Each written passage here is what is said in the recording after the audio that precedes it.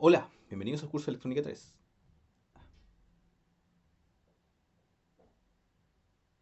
Hola, bienvenidos al curso de Electrónica B. Mi nombre es Marcelo Pérez y hoy veremos la clase número 18, filtros pasabanda y elimina banda.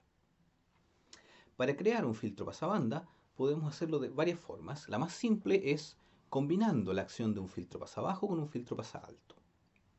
De tal forma de que los componentes de frecuencia se filtran desde una cierta frecuencia hacia adelante por el filtro pasabajo, dejando pasar los componentes de baja frecuencia y de la banda que deseamos mantener, mientras que los filtros, esa señal ahora se filtra por el filtro pasalto, de tal forma de eliminar los componentes de baja frecuencia y mantener solamente las de la banda que deseamos.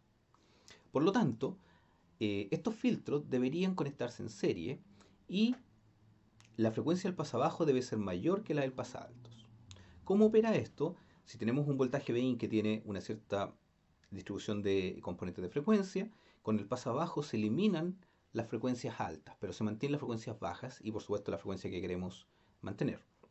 Luego el pasaaltos elimina las frecuencias bajas y de esta forma tenemos el pasabanda. Las, para diseñar esto necesitamos entonces un filtro pasalto y un filtro pasabajo que están definidos por una frecuencia de corte. Pero para definir el desempeño o la operación de un filtro pasabanda usualmente se define a través de la frecuencia central y el ancho de banda o el factor de calidad. Por lo tanto hay que usar las ecuaciones inversas de las que están mostradas acá para poder encontrar las frecuencias 1 y frecuencias 2, el pasa alto y el pasa bajo. Veamos un ejemplo. Acá tenemos un filtro pasa bajo que tiene esta función de transferencia y luego un filtro pasa alto en serie que tiene esta función de transferencia. La función de transferencia total es la multiplicación de las dos, lo que nos da este resultado. Esta función tiene entonces una ganancia de paso que está dada por esta expresión de acá y esta es la función canónica de una filtro pasa banda. Como pueden notar, en el denominador tenemos una señal multiplicada por s, mientras que en el denominador tenemos un s cuadrado, una señal multiplicada por s, cuyo término es el mismo del numerador, y un 1. Cuando la señal tiene baja frecuencia, un s igual a 0, por ejemplo, el numerador se hace 0 y por lo tanto la ganancia es 0. Cuando la frecuencia es muy alta, el término que tiene el cuadrático en el numerador se hace preponderante y por lo tanto lleva toda esta ganancia igual a 0.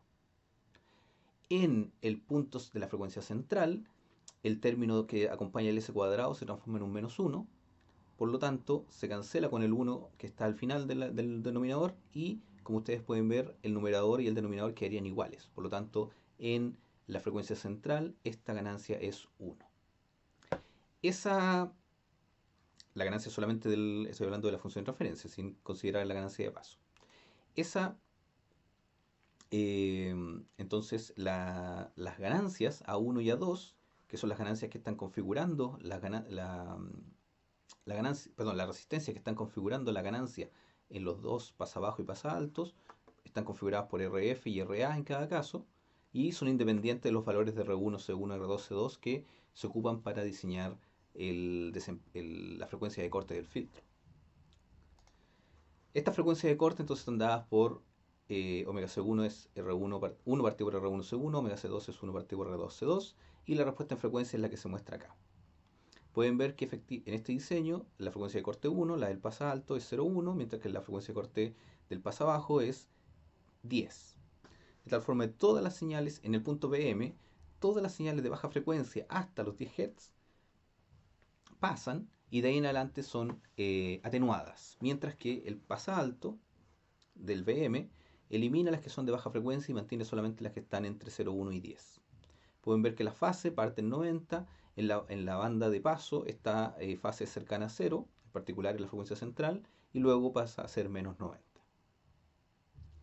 Y tenemos ahí un filtro pasada banda, no, no tiene una selectividad muy buena porque tenemos solamente, es de primer orden, tenemos solamente 20 decibeles por década en la subida y en la bajada, pero cumple la función de filtrar los componentes que están en esas dos bandas, esas dos frecuencias, perdón.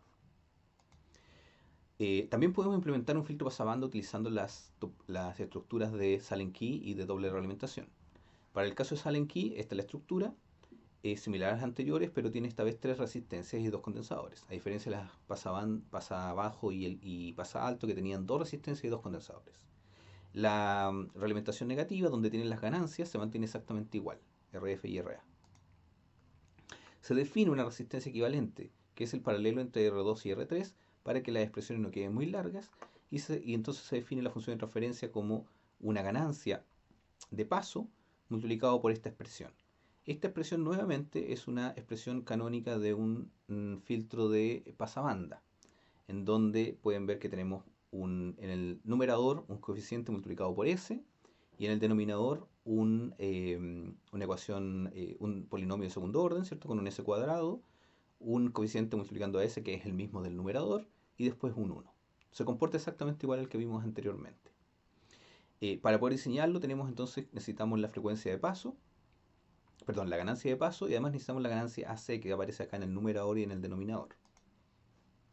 La ganancia de paso es esta expresión que tenemos acá, que depende de una ganancia AP y AC también, donde AC y AP son las expresiones que tenemos acá abajo. Pueden ver que AP es recién la ganancia del amplificador no inversor, que es la que tenemos acá, RF partido 1 más RF partido por RA.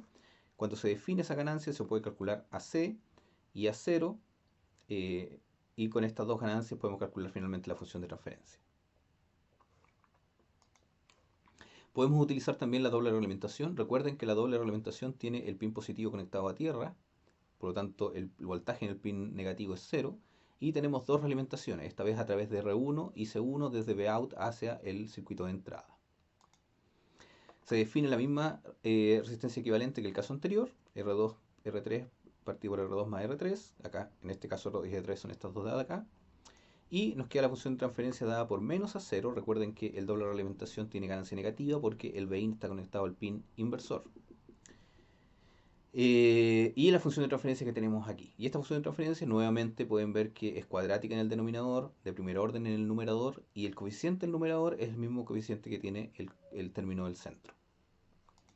La ganancia de paso en este caso es R1 C2 partido por R3 C1 más C2. Si se fijan acá no hay ganancias adicionales, no está AC ni AP, ni en la expresión de la función de transferencia ni en la ganancia de paso, por lo tanto, el doble realimentación es más simple de diseñar en términos de resolver todas estas expresiones que el Sallen Key, en este caso.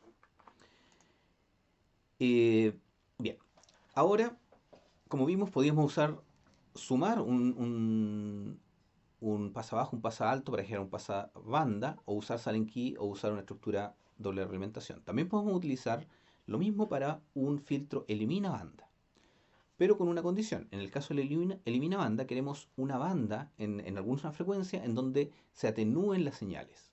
Por lo tanto, el pasa bajo debe dejar pasar todas las señales que están bajo una cierta frecuencia.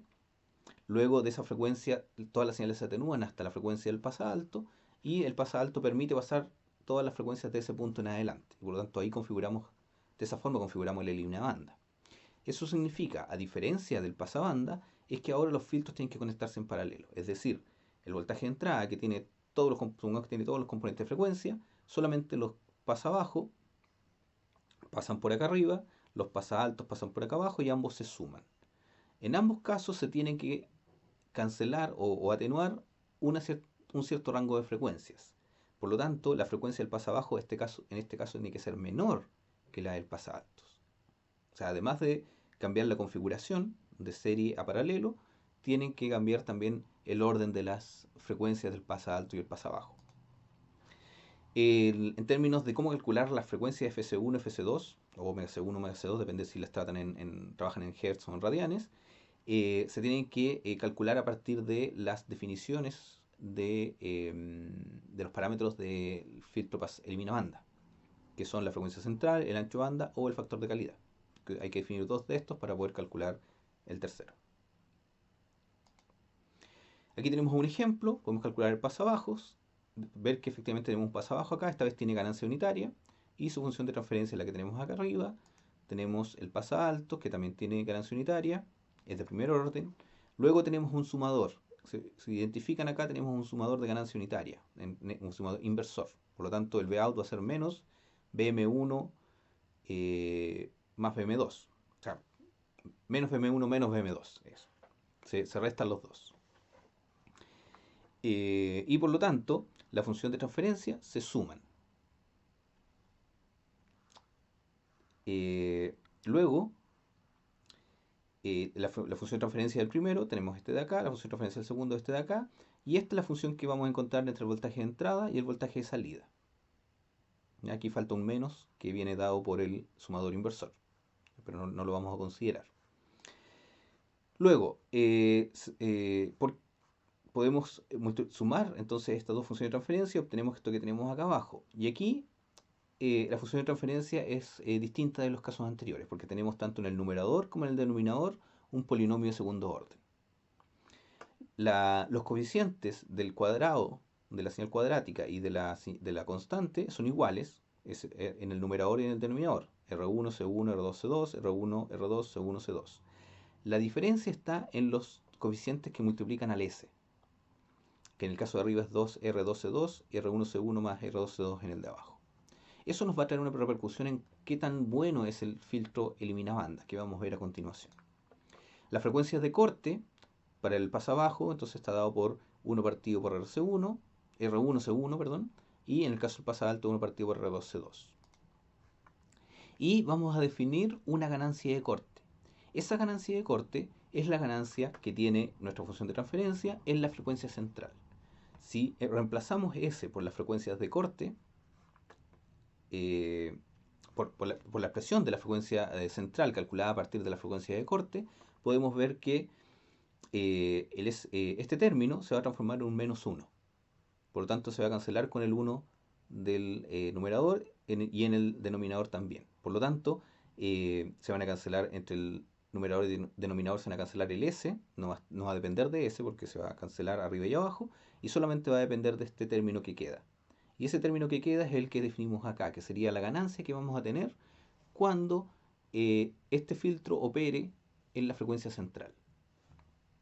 Y esa frecuencia, esta ganancia la podemos expresar en términos de las frecuencias de corte. Y ahora vamos a ver por qué es importante expresarlo en términos de las frecuencias de corte. Si vemos la respuesta en frecuencia, podemos ver que efectivamente a bajas frecuencias tenemos una ganancia unitaria, a altas frecuencias tenemos una ganancia unitaria, y a la frecuencia central, que en este caso está definido en 1, tenemos una atenuación de la frecuencia. ¿Cierto? Si podríamos calcular el ancho banda también si quisiéramos a partir de esta misma ecuación.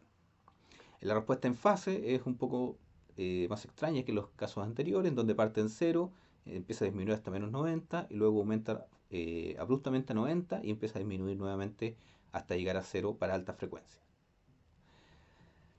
Bien, esta ganancia de corte que calculamos recién corresponde a la ganancia que va a tener el filtro en la frecuencia central, es decir, a la máxima atenuación que se va a lograr, la máxima eliminación de los componentes que vamos a tener justo en ese punto.